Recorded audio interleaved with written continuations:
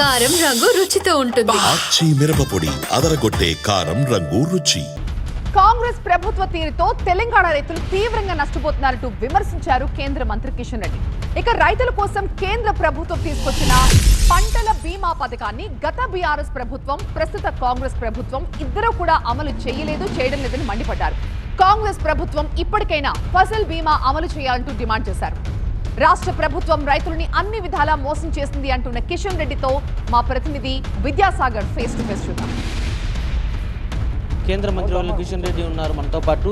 Sir, రాష్ట్రంలో అకాల వర్షంతో రైతులు చాలా ఇబ్బందులు పడుతున్నారు. ఇటు మామిడి పంటలు కావచ్చు, ధాన్యం కావచ్చు, తడిసిపోతుంది. ఏం చెప్తారు సార్? అనేక రాష్ట్రాల్లో ఈ రకంగా పంటలు కోల్పోయినటువంటి రైతులకు మరి చాలా పెద్ద ఎత్తున పంటల బీమా పథకం ద్వారా ఆదుకుంటున్న విషయం మనం చేస్తాం.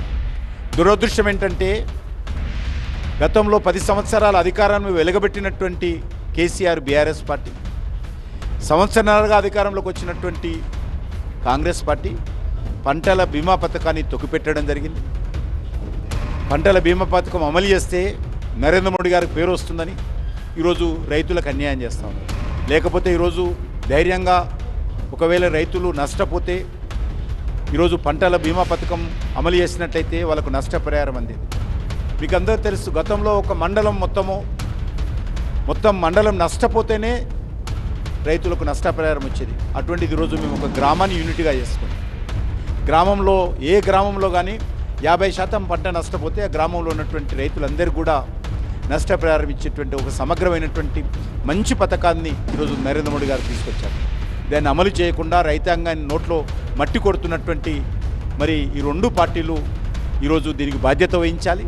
ఇప్పటికైనా ఈరోజు మరి అకాల వర్షాల కారణంగా రైతులు ఏదైతే నష్టపోయారో దీన్ని దృష్టిలో పెట్టుకుని భవిష్యత్తులో ఈ రకమైనటువంటి ప్రకృతి వైపరీత్యాలు వచ్చినప్పుడు రైతులను ఆదుకోవడం కోసం మరి పంటల బీమా పథకంలో వెంటనే రైతులను చేర్చి రైతులు భవిష్యత్తులో నష్టపోకుండా ఆదుకోవాల్సిందిగా భారతీయ జనతా పార్టీ తరఫున డిమాండ్ చేస్తూ ఉన్నాను. ఇచ్చినటువంటి 5 గ్యారంటీలు ఏవైతే ఉన్నాయో అందులో రైతుల అంశాలు కూడా ఉన్నాయి.